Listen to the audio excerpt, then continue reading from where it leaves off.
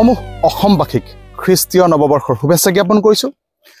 আৰু news time 3 আজি এক বিশেষ খণ্ডলৈ মই উদয়নে সকলোকে স্বাগতম জনাইছোঁ আৰু আজি আছোঁ আমি বঙাইগাঁও জিলাৰ মানিকপুৰ উন্নয়ন খণ্ডৰ অন্তৰ্গত মৌখোৱা গাঁৱত এজন এনেকুৱা ব্যক্তিৰ ঘৰত আচলতে যিজন ব্যক্তিয়ে কৰ্ম সংস্কৃতিৰ এক নতুন নিদৰ্শন দেখুৱাইছে তেখেতে কাঠফুলা খেতিৰ দ্বাৰা স্বাৱলম্বিতাৰ এক নতুন উদাহৰণ দাঙি ধৰিছে আজি আমি এই ব্যক্তিজনৰ লগত কথা পাতিম কিদৰে তেখেতে এই খেতিত বা এই পদ্ধতিত আগবাঢ়িছে এই বিষয়ে আমাৰ নিউজ টাইম 3 দৰ্শকসকলক জনাবলৈ চেষ্টা কৰিম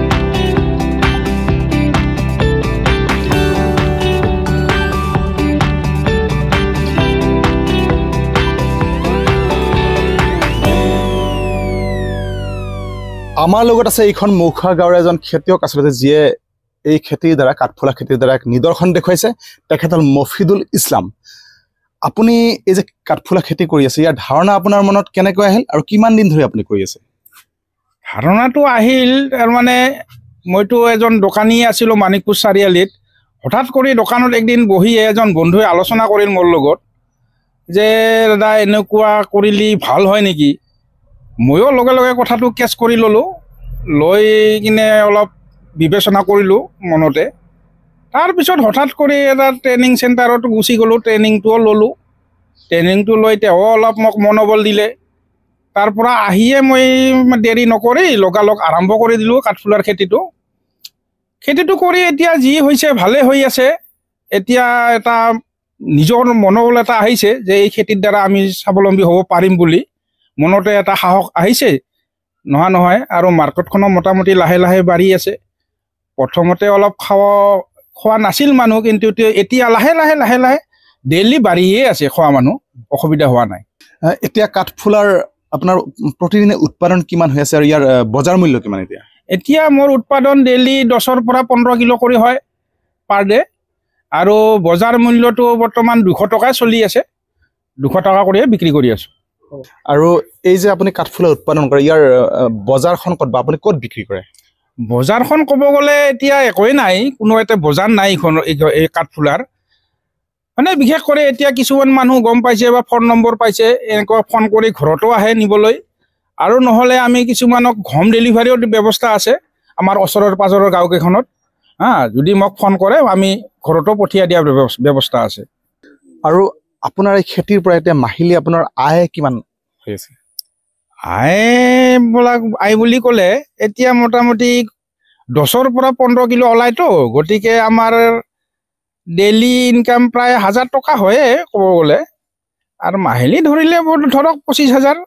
আৰু আপুনি যে কাঠফুলাৰ খেতি কৰি আছে ইয়াৰ পদ্ধতি বা প্ৰচেছটো কি অকণমান চমুকৈ প্ৰচেছটো তাৰমানে প্ৰথমতে আমি খেৰটো প্ৰায় 1 ইঞ্চি 1.5 ইঞ্চি কৰি কাটি লওঁ কাঁচিৰ সহায়তে হওক বা যিকোনো মেচিনৰ সহায়তে কাটি লোৱাৰ পিছত সেই খেৰটো আলুৰ বস্তাত ভৰাই কিনে মোটামুটি 1 কেজি 1.5 কেজি চূণ এই পানীত মিহলাই 24 ঘণ্টা তিয়াই থ'ব লাগে 24 ঘণ্টা যেতিয়া তিয়াই থ'ম তেতিয়া তাৰমানে খেৰটো যিখিনি বীজাণু থাকে সেই বীজাণুখিনি ধ্বংস হৈ যায় মানে খেৰটো পূৰা আমাৰ শোধন হয় তাৰপিছত এই 24 ঘণ্টাৰ পিছত খেৰটো আকৌ উঠাই কিনে আৰু 24 ঘণ্টা বা 36 ঘণ্টা আমি বস্তাটোৰ সৈতে উঠাই থওঁ যাতে পানীটো নিগৰি পৰে তাৰপিছত আৰু 2-1 ঘণ্টা ৰ'দত শুকাই কিনে আমি সেইটোৱে প্ৰচেছিং কৰোঁ চিলিণ্ডাৰ বনাওঁ এই তাৰপিছত আমি ঠঙাত ভৰালে এই গুটিটো তাতে আমি ব্যৱহাৰ কৰোঁ মানে এই গুটিটো আমি মোটামুটি এনেকুৱা 2 পেকেটত আমি 3টা টোপোলা বনাওঁ 3টা টোপোলা বনাৰ পিছত সেই টোপোলাটো আকৌ 10-12 দিনমান আমি আন্ধাৰ ৰুমত ৰাখিব লাগে এন্ধাৰতহে ই মাইচেলিয়াম গ্ৰথ হয়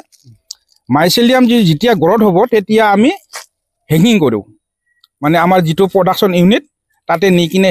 হেঙিং কৰোঁ হেঙিং কৰাৰ মোটামুটি এসপ্তাহৰ ভিতৰত ই অংকুৰিত হয় অংকুৰিত হোৱাৰ 3 দিন পিছত ইয়াত হাৰ্ভেষ্টিং কৰিব পাৰি মানে এইটো বজাৰত উঠাবৰ কাৰণে ৰেডি হৈ যায় 3 দিন পিছতে গতিকে আমাৰ নিউজ টাইম 3 দৰ্শকসকলে আজি